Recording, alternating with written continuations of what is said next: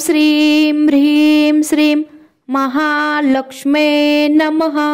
नमस्कार सर्वांना, तुमच्या सर्वांचे आपले पुणेकर मराठी या चॅनलवर खूप खूप स्वागत आहे। आज आपण या व्हिडिओमध्ये बघणार आहोत की मार्गशीर्ष महिन्याच्या माता लक्ष्मीच्या गुरुवारच्या व्रताचे उद्यापन। तर एकादशीला देवीला कोणता नैवेद्य अर्पण करावा हीच माहिती या व्हिडिओमध्ये आपण बघणार आहोत।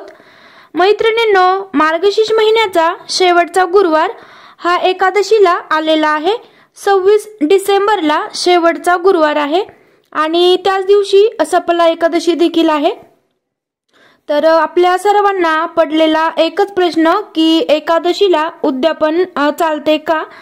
तर एकादशीला फक्त सत्यनारायण करायला चालत नाही आणि गुरुचरित्र ग्रंथाचे उद्यापन देखील आपण करू शकत नाही किंवा एकादशीला आपण भगवान बाळकृष्णांना कुठलाही नैवेद्य अर्पण करत नाही। मग महालक्ष्मी मातेच्या हे गुरुवारच्या व्रताचे उद्यापन आपण एकादशीला करू शकतो का? तर असा आपल्या सर्व मैत्रिणींना पडलेला प्रश्न आहे। तर मैत्रिणींनो, ज्यांना एकादशीचे व्रत आहे आणि गुरुवारचे पण व्रत आहे तर अशा वेळी उद्यापन करता येणार नाही, कारण एका दिवशी फक्त एकच व्रत गृहीत धरलं जातो। ज्यांना एकादशीचे व्रत आहे आणि तर त्यांनी पौष महिन्याच्या पहिल्या गुरुवारी माता लक्ष्मीच्या या व्रताचे उद्यापन करावे। म्हणजे गुरुवारचे व्रत आहे आणि एकादशी देखील आहे, हे दोनही व्रत असतील तर अशा मैत्रिणींनी पौष महिन्याच्या पहिल्या गुरुवारी महालक्ष्मी या व्रताचे उद्यापन करावे।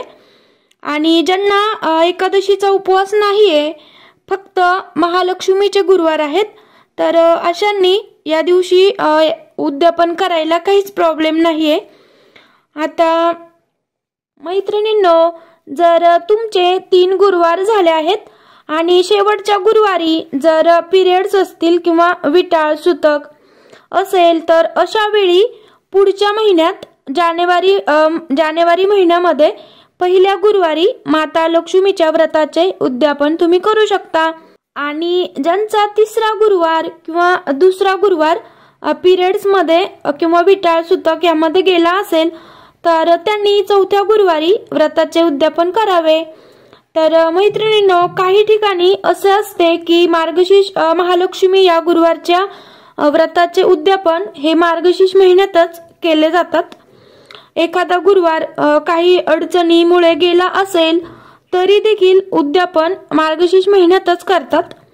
तर प्रत्येक ठिकाणी वेगवेगळे नियम असतात, तर जसे नियम तुमच्याकडे पाळले जातात तर जसे पाळत असतील तसे त्या पद्धतीने तुम्ही करा।